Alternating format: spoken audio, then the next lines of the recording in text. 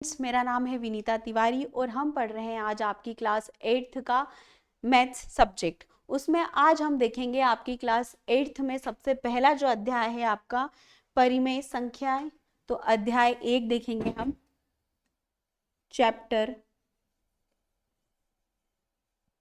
1 परिमेय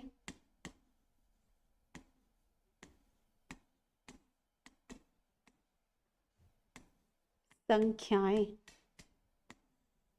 ये आपका गणित का अध्याय है जिसमें हमारे पास क्या है, परिमेय संख्याएं हैं। और हम आज देखेंगे परिमेय संख्या, जो चैप्टर है हमारा उसके बारे में हम पढ़ेंगे। ठीक है, तो हम क्या करते हैं, हमने अभी तक आपने देखा ही होगा कि अभी तक आप जो 7th क्लास पास करके आए सभी, तो 7th क्लास पास करने के बाद में आपने संख्याएं तो पढ़ी होगी बच्चों। जैसे सबसे पहले हम बात करेंगे हमारी कौन सी संख्या, हमारी परिमेय संख्या जो है उसमें सबसे पहले हम देखते हैं कि प्राकृतिक संख्या, जिसे हम क्या बोलते हैं, नेचुरल नंबर भी कहते हैं इंग्लिश में, जिसे हम नेचुरल नंबर भी कहते हैं, हमारी प्राकृतिक संख्या, जिसे इंग्लिश में हम कहेंगे नेचुरल नंबर।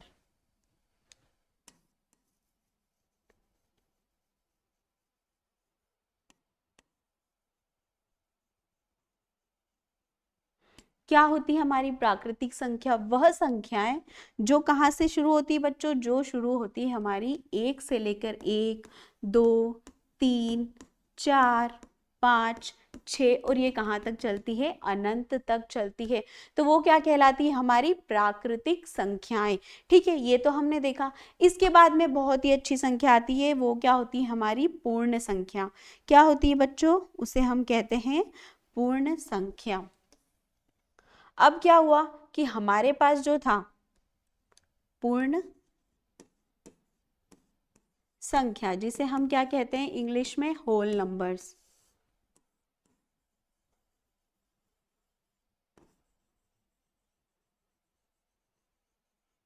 अब क्या हुआ, सबसे पहले हमारे पास में संख्या आई कि 1, 2, 3, 4, 5, 6 और ये कहाँ तक थी, अनंत तक थी। लेकिन हमें क्या हुआ, हमने सोचा कि इन्वेंशन करते टाइम पे हमें क्या हुआ कि हमें लगा कि हमें शून्य की भी ज़रूरत है, कि हमें शून्य का भी उपयोग हो रहा है। तो हमने क्या करा, इन्वेंशन करा शून्य को। तो जैसे ही शून्य को ऐड कर दिया, किसमें, शून्य को ऐड करा हमने प्राकृतिक संख्या में ऐड करा, तो वो हमारी क्या बन गई, वो हमारी बन गई पूर्ण संख्या, जिसे क्या कहते हैं हम, होल नंबर्स। तो क्या हो गया, हमारे होल नंबर्स हो गए 0, 1, 2, 3, 4, 5, 6 और ये भी कहाँ तक चले गए, हमारे अनंत तक चले। अब क्या हुआ, अब बच्चों ऐसा हुआ कि हमारे पास आ गया 0 भी आ गया, हमारे पास आ गई धनात्मक संख्या भी आ गई। फिर हमको ऐसा लगा कि अब क्या होना चाहिए, अब हमारे पास कोई ऐसी संख्या भी होनी चाहिए जो ऋणात्मक हो, जो किसमें हो, माइनस में हो। तो क्या हुआ, फिर इन्वेंशन किया गया कि हाँ, हमारे पास में क्या हुआ कि हमारे पास में नेगेटिव नंबर्स भी होने चाहिए, ऋणात्मक संख्याएं भी होनी चाहिए। तो जैसे ही क्या हुआ, शून्य और धनात्मक संख्याओं के साथ में ऋणात्मक संख्याओं को भी हमने ऐड कर लिया, तो क्या हो गया, उस संख्या को एक नाम दे दिया, क्या दे दिया, पूर्णांक, इंटीजर्स, जिसे हम क्या बोलते हैं, इंटीजर्स बोलते हैं। हिंदी में हम बोलते हैं वो हमारी पूर्णांक संख्या होती है। ठीक है, तो हम देखते हैं पूर्णांक संख्या कौन सी है।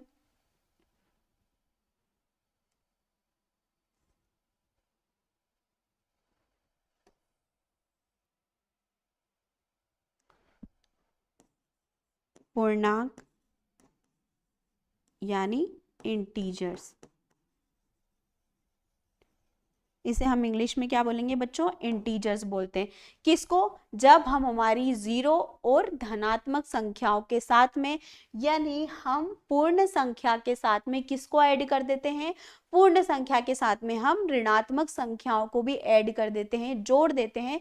तो वो तीनों संख्याएं मिलके क्या बन जाती है, हमारी कौन सी संख्या बन जाती है, इंटीजर्स बन जाती है, जिसमें क्या आता है हमारा 0, 1, 2, 3, 4, 5, ये भी कहाँ तक जाएगी, अनंत तक जाएगी। और इधर क्या आ जाएगा, -1, -2, -3, -4, -5। ठीक है, ये भी कहाँ चलेगा, हमारा अनंत तक चल जाएगा। ठीक है, तो ये तो हमने हमारी बात करी पिछली कक्षाओं की, जिसमें हमने संख्याएं देख ली कि हाँ हम कौन कौन सी संख्या पढ़ के आए। हम पढ़ के आए हैं कि प्राकृतिक संख्या, जिसे इंग्लिश में कहेंगे नेचुरल नंबर। उसके बाद में हम पढ़ के आए हैं कि पूर्ण संख्या क्या होती है, होल नंबर्स क्या होते हैं। फिर दोनों को मिलाकर नेचुरल नंबर और पूर्ण संख्याओं को मिलाकर हमारी कौन सी संख्या बनती है बच्चों, तो हमारी संख्या बनती है हमारी परिमेय, हमारी पूर्णांक, जिसे हम इंग्लिश में क्या कहते हैं, हम कहते हैं इंटीजर्स। ठीक है, अब हम देखेंगे हमारा जो चैप्टर है, हमारा जो अध्याय 1 है, उसका नाम क्या है, उसका नाम है परिमेय संख्या। तो अब हम देखेंगे कि हाँ परिमेय संख्या क्या होती है। तो आइए अब हम देखते हैं कि परिमेय संख्या क्या होती है।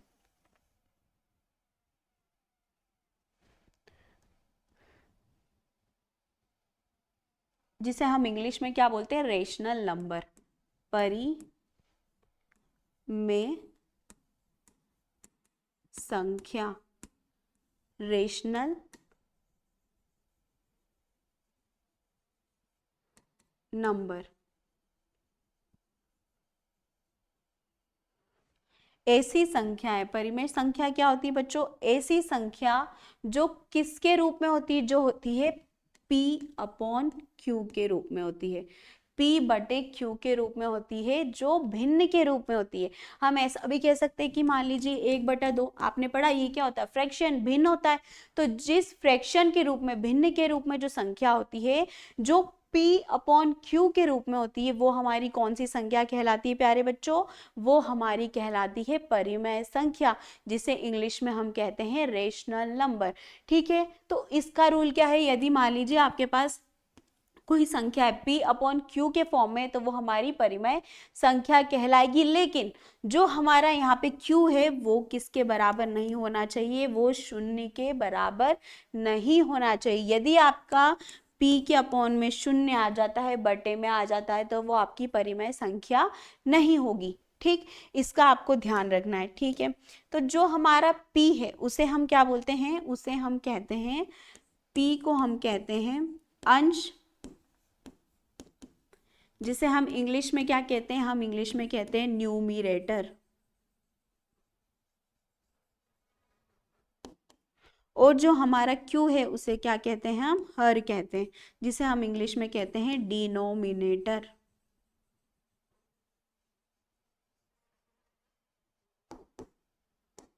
ठीक है, ये तो हमने देख लिया किसके फॉर्म में, P अपॉन Q के फॉर्म में होती है हमारी कौन सी संख्या है, हमारी होती है परिमेय संख्या, जिसमें क्या होना चाहिए, जो Q है वो किसके इक्वल नहीं होना चाहिए, वो नॉट इक्वल होना चाहिए 0 के। ठीक है, फिर उसके बाद में हमने देखा कि हमारा जो P है, उसको जो P भाग में जो हमारा नंबर रहेगा उसे हम बोलेंगे अंश, जिसे हम इंग्लिश में क्या बोलते हैं बच्चों न्यूमरेटर। और जो अंश हर में है, जो बटे में संख्या रहेगी उसे हम बोलेंगे हर, जिसे हम क्या कहते हैं डिनोमिनेटर। ये क्या कर लिया, हमने देख लिया कि परिमेय संख्या क्या होती है और उसके बारे में देख लिया। अब हम देखते हैं कि परिमेय संख्या के कुछ गुणधर्म होते हैं। ठीक, कौन कौन से गुणधर्म होते हैं हम समझेंगे। तो हम देखते हैं परिमेय संख्या के गुणधर्म यानी प्रॉपर्टीज।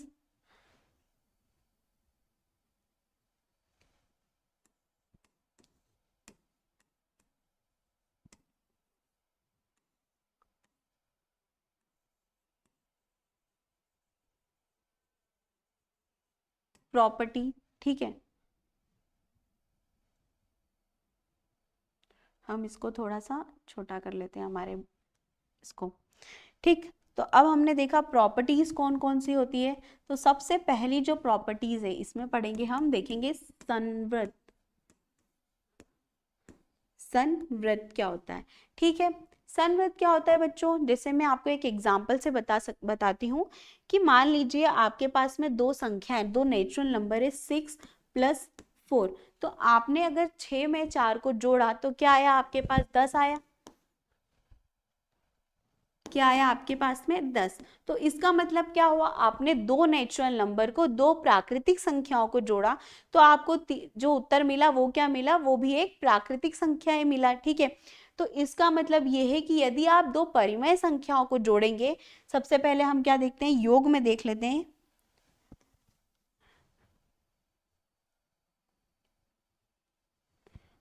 हम देखेंगे कि यदि आप योग करेंगे दो परिमेय संख्याओं का, तो योग में क्या होगा, आपको परिमेय संख्या ही मिलेगी। मान लीजिए आपने 2/4 प्लस को जोड़ा 3/4 से, तो आपको क्या मिला, 5/4, यानी कि आपने दो परिमेय संख्याओं का योग करा तो आपको भी क्या मिली, परिमेय संख्या ही मिली। ठीक है, इसके बाद क्या होगा, घटाव होगा।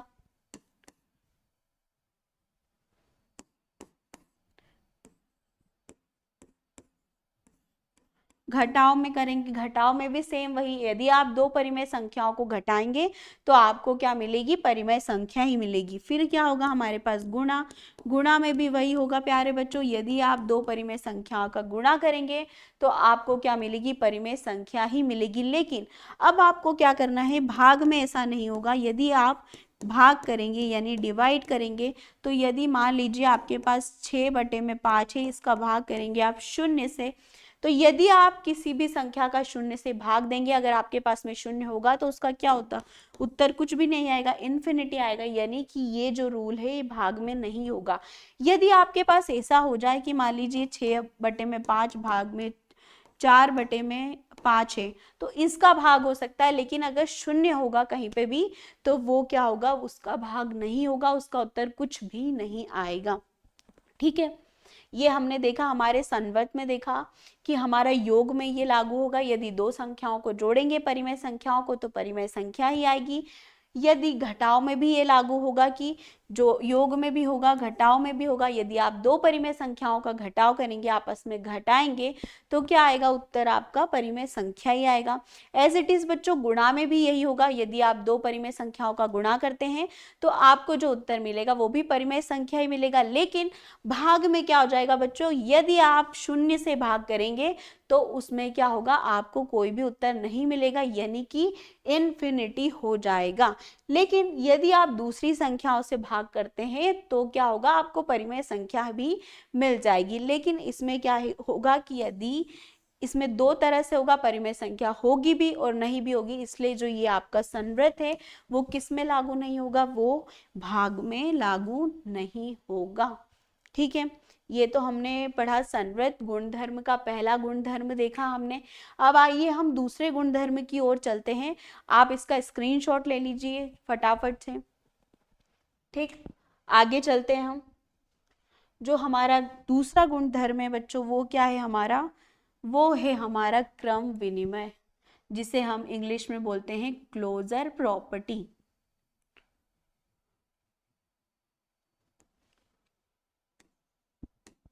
क्रम विनिमय गुण, यानी कि कौन सी प्रॉपर्टी हो गई, क्लोजर।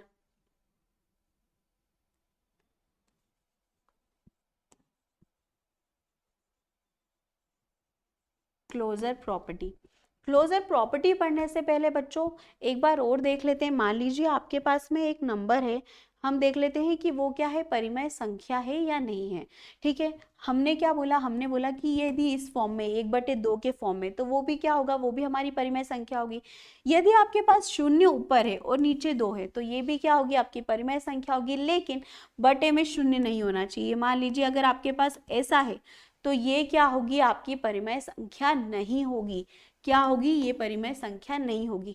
कभी कभी बच्चों ऐसा होता है कि मान लीजिए आपके पास एक नंबर है 7 है, ठीक है, तो आपको अगर बोला गया हो, अगर मैं आपसे ऐसा पूछती हूँ कि बच्चों बताइए क्या यह परिमेय संख्या है या नहीं है, तो आप क्या बोलोगे, मैम, आप क्या कहेंगे, मैम ये तो परिमेय संख्या बिल्कुल भी नहीं है। तो मैं पूछूंगी क्यों, क्योंकि मैम आपने बताया है कि जो परिमेय संख्या होती है वो किसके फॉर्म में होती है, वो होती है P/Q के फॉर्म में होती है। ठीक है, लेकिन यहाँ पे तो सिर्फ P है, यहाँ पे तो हमारा क्या है, सिर्फ अंश है, हर तो यहाँ पे है ही नहीं। तो प्यारे बच्चों आपको ये चीज ध्यान रखनी है कि अगर हमारे पास में बटे में कुछ नहीं है तो वो क्या होता है, 1 होता है। यानी कि आपके पास में अगर 8 आ गया, आपके पास में 9 आ गया और उसके बटे में कुछ भी नहीं है, तो वो भी हमारी क्या होगी, वो भी परिमेय संख्या होगी, क्योंकि उसके बटे में क्या हो सकता है, उसके बटे में 1 होगा। बस हमारे इसमें हमें ये याद रखना है कि बटे में क्या नहीं होना चाहिए, शून्य नहीं होना चाहिए। ठीक है, तो ये भी हमारी अगर सिंगल नंबर है तो भी वो हमारी क्या कहलाएगी, तो भी हमारी वो परिमेय संख्या कहलाएगी। ठीक, अब आते हैं हमारे दूसरे गुणधर्म पे, जो क्या है, क्रम विनिमय, जिसे हम बोलते हैं क्लोजर प्रॉपर्टी। अब क्लोजर प्रॉपर्टी क्या कहती है? क्लोजर प्रॉपर्टी ये कहती है बच्चों कि यदि आपके पास, मान लीजिए यदि आपके पास में दो संख्या है, मान लीजिए आपके पास में a है और a प्लस बी का आप जोड़ कर रहे हो, यदि आप a प्लस बी को जोड़ते हो या फिर b प्लस a को जोड़ते हो तो आपके पास में क्या होना चाहिए, उत्तर समान आना चाहिए। ये आपकी क्या कहलाती है, ये आपकी क्रम विनिमय गुण कहलाता है, आपका क्लोजर प्रॉपर्टी कहलाती है कि यदि आपके पास दो नंबर है, दो नंबर में अगर आप उनका क्रम बदलते हो तो भी आपके पास क्या आना चाहिए, उत्तर समान आता है, तो वो आपकी क्लोजर प्रॉपर्टी कहलाती है। तो यदि हम हमारी परिमेय संख्या का योग करेंगे तो देखते हैं, तो परिमेय संख्या का हमने योग करा, मान लीजिए मैंने लिखा 3/5 को जोड़ा 4/5 से, तो क्या आया, नीचे मैंने 5 लिख दिया, 4 5 6 7, 7/5 आ गया। ठीक है, अब हम प्रॉपर्टी को देखते हैं कि हमारी ये जो प्रॉपर्टी है वो अब लागू होती कि नहीं होती। यदि मैंने क्रम बदल दिया इसका, 3/5 को जोड़ा 4/5 में, अब हम क्या करते हैं, हम क्रम बदल देते हैं। तो आइए, तो हमने लिख दिया 4/5 को जोड़ दिया हमने 3/5 से, तो अब देखते हैं क्या उत्तर हमारा समान आ रहा है या नहीं आ रहा है। तो हमने जोड़ा 5 का 5 नीचे लिख दिया, 4 5 6 7, तो क्या आया, हमने देखा कि हाँ ये तो बिल्कुल ही सही है। यदि हमने a प्लस बी को जोड़ा या फिर हमने उसका क्रम बदल दिया, हमने दो परिमेय संख्या ली, एक हमने ली 3/5 और उसमें जोड़ा हमने 4/5 को, तो जैसे ही जोड़ा तो हमारा क्या आया, हमारा आया 7/5। अब हमने क्या करा, हमारी जो क्रम विनिमय नियम लगा दिया कि अब देखते हैं कि इन दोनों का यदि हम क्रम बदल दे जोड़ में तो क्या हमारा उत्तर सही आएगा या नहीं आएगा।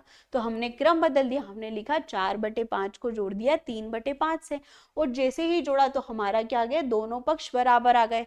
यानी कि जो योग है उसमें परिमेय संख्या का यदि योग करेंगे तो उसमें कौन सा नियम लागू होगा बच्चों, उसमें क्लोजर प्रॉपर्टी लागू होगी कि दो परिमेय संख्या को यदि आप जोड़ेंगे, यदि आप उनका क्रम भी बदल देंगे तो भी उत्तर क्या आएगा, समान आएगा। अब ये तो हमने देख लिया योग में, अब हम देखते हैं कि घटाव में भी ये लागू होती है कि नहीं होती है। तो हम देखते हैं,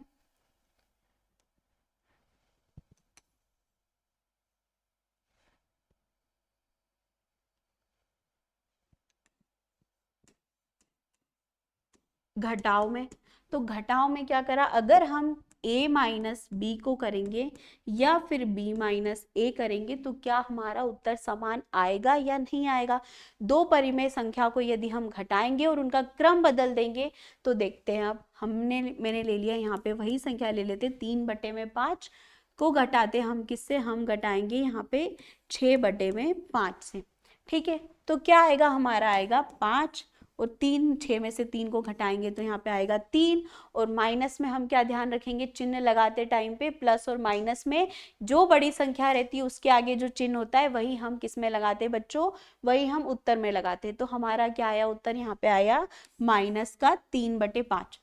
ये तो हमने एक पक्ष हल कर लिया। अब हम क्या करेंगे, हमने देखा कि अब देखते हैं यदि हम इसका क्रम बदलते हैं तो क्या हमारा उत्तर समान आता है या नहीं आता। तो हम देखते हैं, मैंने लिखा यहाँ पे लिख दिया आप 6/5 और उसको घटा दिया किससे, 5 3/5 से। अब हम घटाएंगे तो क्या आया हमारा 5, 6 में से 3 गया 3, और बड़ी संख्या धनात्मक थी तो हमारे पास किसका, धन का चिन्ह आ गया।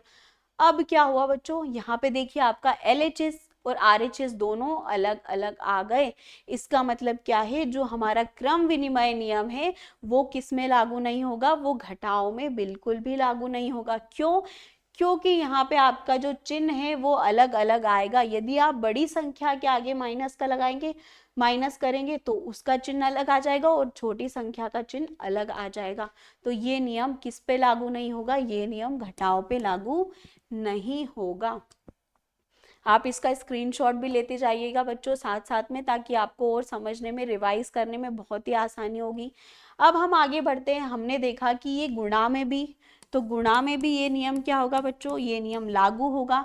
यदि आप दो परिमेय संख्याओं का गुणा करेंगे, यदि आप उसका क्रम बदलेंगे तो वो नियम लागू होगा। ठीक है। भाग में भी क्या होगा बच्चों? भाग में भी ये नियम लागू होगा कि यदि आप दो परिमेय संख्याओं का भाग करेंगे, क्रम भी बदल देंगे, तो वहां पे भी लागू हो जाएगा। ठीक। अब हम चलते हैं, आगे बढ़ते हैं अगले नियम की ओर। तो अगला नियम है हमारा साहचर्य गुण, जिसे हम इंग्लिश में क्या बोलते हैं बच्चों? जिसे हम बोलते हैं एसोसिएटिव प्रॉपर्टी।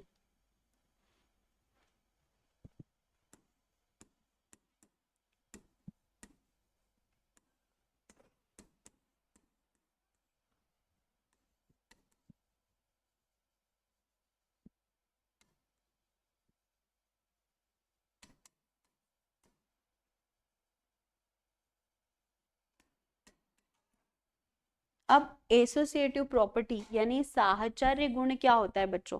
साहचर्य गुण क्या कहता है? मान लीजिए आपके पास तीन संख्या है, आपके पास तीन संख्याएं हैं ए, बी और सी।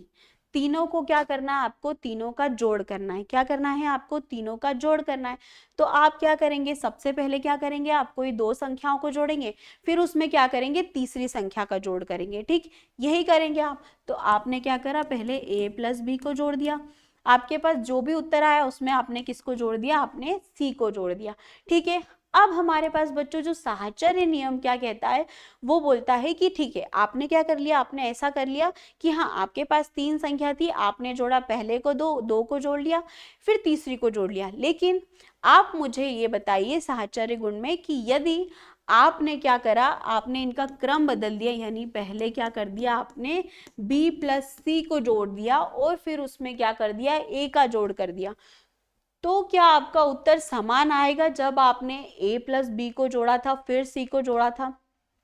तो अब हम देखेंगे कि क्या योग में क्या होगा बच्चों? ये जो हमारा साहचर्य नियम है, ये नियम लागू होगा या नहीं होगा? यदि हम दो परिमेय संख्याओं का योग करेंगे, मान लीजिए मैंने लिखा 2/5 प्लस 3/5 और हमारा यहाँ पे क्या हो गया? 4/5 हो गया। तो सबसे पहले क्या करेंगे? हम जोड़ करेंगे। 3 और 2 क्या होगा बच्चों? हमारा 5। फिर हम क्या करेंगे? 4/5 को लेंगे। तो हमने 5 लिखा, 5 6 7 8 9 आ गया। जैसे ही हमने इसको जोड़ा तो क्या आ गया? हमारे पास 9/5 आ गया। अब हमें क्या करना है? हमारे साहचर्य गुण यानी एसोसिएटिव प्रॉपर्टी के अनुसार अब हम इसका क्रम बदल के देखते हैं, क्या हमारा उत्तर समान आता है या नहीं आता है। तो हमने इसका क्रम बदला, यानी 2/5 को हमने ऐसे ही लिख दिया एज इट इज। और अब क्या करा हमने? 3/5 को जोड़ दिया बच्चों, किससे? 4/5 से। अब हम जोड़ के देखते हैं, तो हमारा 2/5 तो एज इट इज रहेगा। 3 और 4 को जोड़ेंगे तो क्या आएगा बच्चों? 4 5 6 7/5 आ गया हमारा इसका जोड़। तो इसका आंसर आ गया। अब हम किस में जोड़ देंगे इसको? 2/5 में। तो 5 7 8 9। तो क्या आया? आपका जो लेफ्ट हैंड साइड है और राइट हैंड साइड दोनों क्या आ गई बच्चों? बराबर आ गई। मतलब आपका बायां पक्ष और दायां पक्ष दोनों बराबर आ गया। इसका मतलब क्या हुआ? इसका मतलब ये हुआ कि हाँ, जो हमारी परिमेय संख्याओं का अगर हम इस तरह से योग करेंगे तो वो लागू होगा। किसमें? योग में लागू होगा। कौन सा नियम? साहचर्य गुण, एसोसिएटिव प्रॉपर्टी योग में तो लागू होगी। अब देखते घटाव में होगी या नहीं होगी।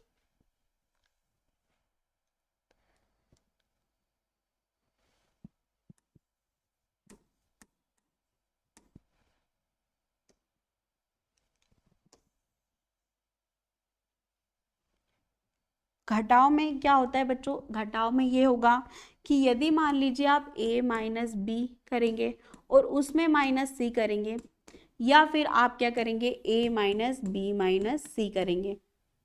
अब देखते हैं इसमें ये लागू होगा या नहीं होगा? तो फिर से हमने क्या ले लिया, 2/5, 3/5, 4/5 ले लिया। अब घटाएंगे तो क्या आएगा हमारा, माइनस का 1/5 माइनस 4/5, तो माइनस माइनस यहाँ पे बच्चों प्लस हो गया, माइनस माइनस प्लस हुआ तो क्या आएगा, 4 और 1 5 और माइनस का चिन्ह आ जाएगा। अब यहाँ पे हम क्या करेंगे, 2/5 लेंगे, माइनस करेंगे, क्या आ जाएगा हमारे पास, 3/5 माइनस होगा हमारे पास 4/5 से।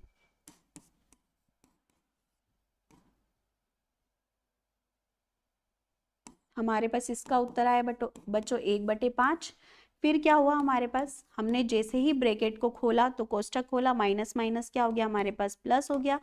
हमारे पास आया 1/5, यहाँ पे था हमारे पास -5/5।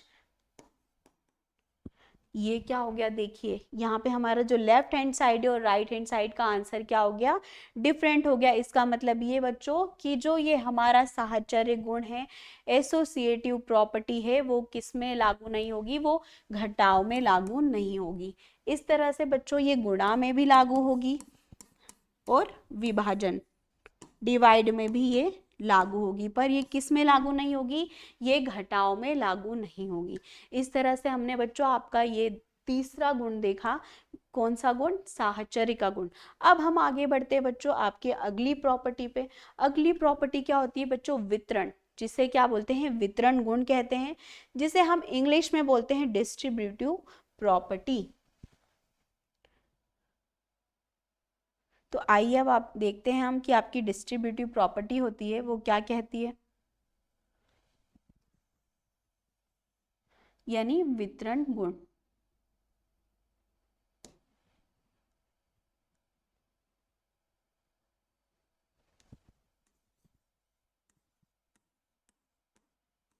वितरण गुण, डिस्ट्रीब्यूटिव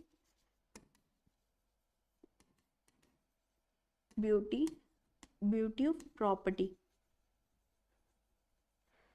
अब इस प्रॉपर्टी में क्या होता है बच्चों, जो हमारे वितरण गुण हैं वो क्या कहता है, वो क्या कहता है, वो ये कहता है कि मान लीजिए आपके पास क्या है, आपको क्या करना है, आपके पास दो संख्याओं का जोड़ करना है और उसमें क्या करना है, तीसरी संख्या, एक संख्या ऐसी है जिसका गुणा करना है दो संख्याओं के किसमें, जोड़ में। मान लीजिए इसका आपके पास a है और इसका गुणा करना है किसमें, b + c में। तो आप कैसे करते हैं, इसमें सबसे पहले आप करेंगे a का गुणा b में, यानी a का गुणा आप b में करेंगे, फिर क्या करेंगे, a का गुणा आप c में करेंगे।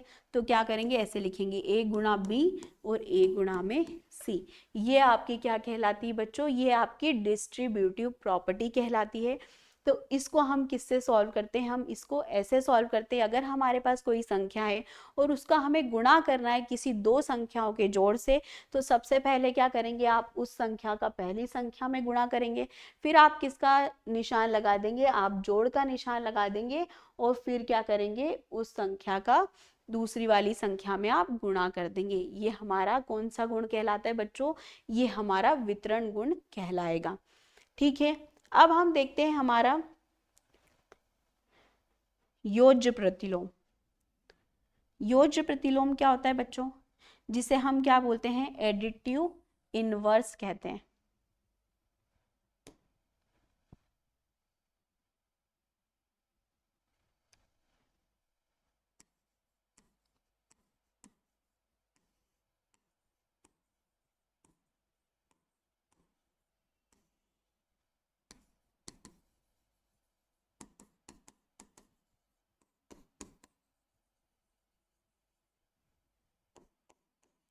एडिटिव इनवर्स मतलब योज्य प्रतिलोम क्या होता है बच्चों, योज्य प्रतिलोम ये होता है, मान लीजिए आपके पास a बटे में b कोई संख्या है, यदि वो संख्या धनात्मक है बच्चों तो उसका योज्य प्रतिलोम मतलब एडिटिव इनवर्स क्या हो जाता है, ऋणात्मक हो जाएगा, मतलब -a बटे में b। यदि आपके पास कोई ऋणात्मक संख्या है -a बटे b है और बोला जाए कि इसका योज्य प्रतिलोम बताओ, तो क्या होगा, इसका योज्य प्रतिलोम होगा बच्चों, इसका योज्य प्रतिलोम होगा धनात्मक a बटे में b। जैसे फॉर एग्जाम्पल हम देखते हैं कि यदि आपके पास में क्या होगा, यदि आपके पास में 1/2 है तो ये धनात्मक होगा, तो इसका योज्य प्रतिलोम मतलब एडिटिव इनवर्स बोलेंगे तो क्या होगा बच्चों, ये ऋणात्मक हो जाएगा 1/2। यदि आपके पास में 1/2 ऋणात्मक संख्या है और इसका योज्य प्रतिलोम पूछा जाए तो क्या होगा, ये धनात्मक हो जाएगा। इस प्रकार से बच्चों हमने देखा, इसका आप स्क्रीनशॉट भी ले सकते हैं। अब हम आगे बढ़ते हैं हमारी अगली प्रॉपर्टी की ओर, जो होती है मल्टीप्लिकेटिव इनवर्स।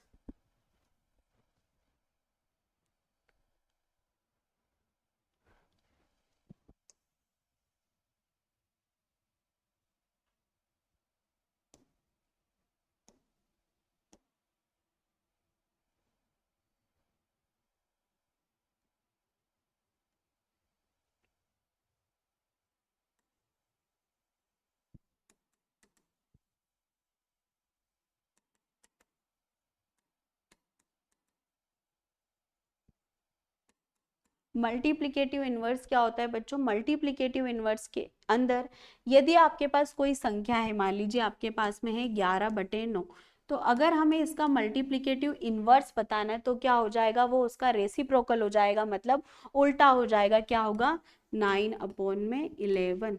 यदि आपके पास में कोई ऋणात्मक संख्या है, मान लीजिए 11 में अगर नीचे माइनस था तो ये क्या होगा, ये ऊपर ही लगेगा, मतलब माइनस को कहाँ लगाएंगे, हम ऊपर ही लगा देंगे, और जो इसकी संख्या है वो कहाँ पे होगी, वो होगी इसका रेसिप्रोकल हो जाएगा। तो ये क्या होता है हमारे पास, ये होता है मल्टीप्लिकेटिव इनवर्स। ठीक है, अब हम देखेंगे कि मान लीजिए परिमेय संख्याओं को, क्या देखेंगे बच्चों, परिमेय संख्याओं को यदि हम संख्या रेखा पर कैसे रिप्रेजेंट कर सकते हैं। संख्या रेखा पर यदि हमें बोला गया हो कि परिमेय संख्या को संख्या रेखा पर आप क्या करिए, दर्शाइए।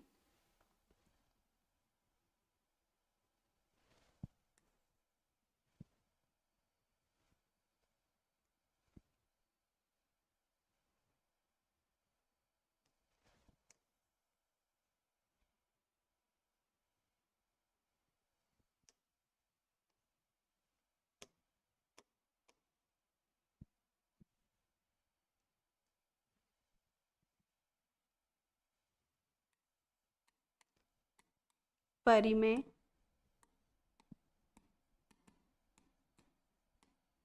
संख्या को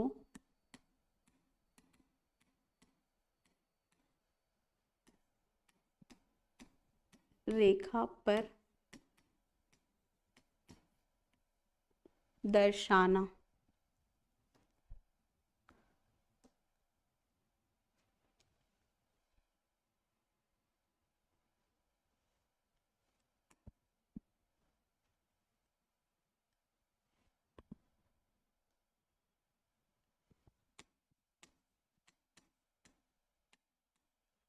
तो हम इसे कैसे दर्शाएंगे, देखते हैं बच्चों, कि अगर हमारे पास में कोई परिमेय संख्या दी जाए और कहा जाए कि आपके पास में परिमेय संख्या है और आप इसे क्या बताइए, आप हमें किस पे दर्शाकर बताइए, आप हमें बताइए इसे संख्या रेखा पर दर्शा के।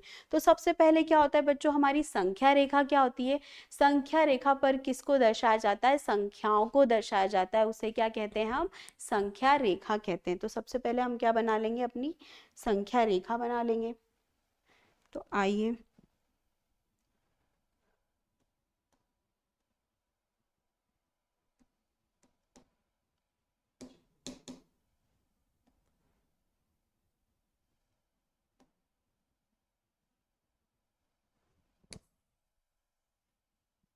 ये क्या है बच्चों, ये हमारी संख्या रेखा होती है, जिसमें क्या होता है, बीच में होता है हमारा शून्य, और एक तरफ एक साइड में क्या होती है हमारी धनात्मक संख्याएं, और दूसरी ओर क्या होती है बच्चों, हमारी ऋणात्मक संख्याएं।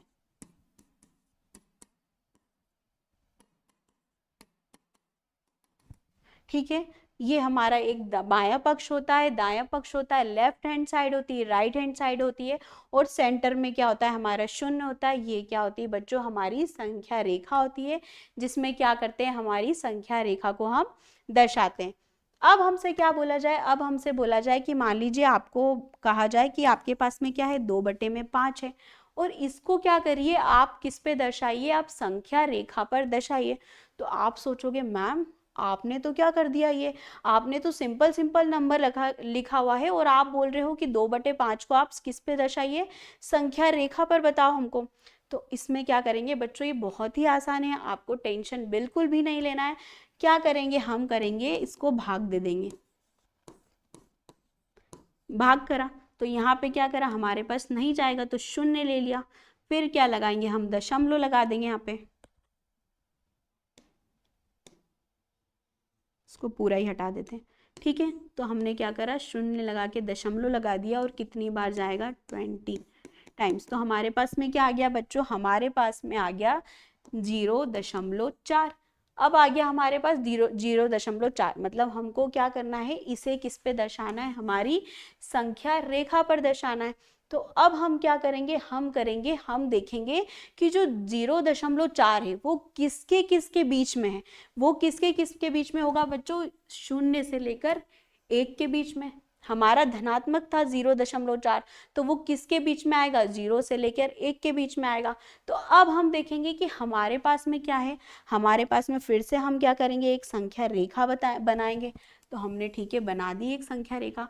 अब हमें क्या दर्शाना है, 0 से लेकर 1 के बीच में ही दर्शाना है, क्योंकि हमारा 0.4 आ रहा था। तो हमने लिख लिया यहाँ पे, हमने ले लिया यहाँ पे 0 और यहाँ पे क्या ले लिया बच्चों, 1 ले लिया। ठीक, अब हम क्या करेंगे, हमारे पास में क्या था, 2/5 था, मतलब नीचे 5 था। तो हम क्या कर लेंगे, इसके बीच में 5 लाइनें खींच देंगे। तो क्या होगा हमारी 1 2 3 और 4, और ये हमारा क्या है, 5वें पे हमारा बन गया 1। तो अब हमने क्या करा, दर्शाया।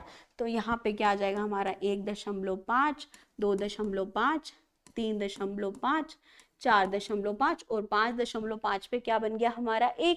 तो यहाँ पे हमें क्या दर्शाना था, 2/5। तो हमने ये दर्शा दिया। बहुत ही आसान है बच्चों। इस तरीके से आपको क्या करना है, आपको नंबर लाइन पे ये दर्शाना है। मान लीजिए ये तो धनात्मक था, अगर आपके पास ऋणात्मक आ गया हो, अगर आपके पास ऐसा आ जाता,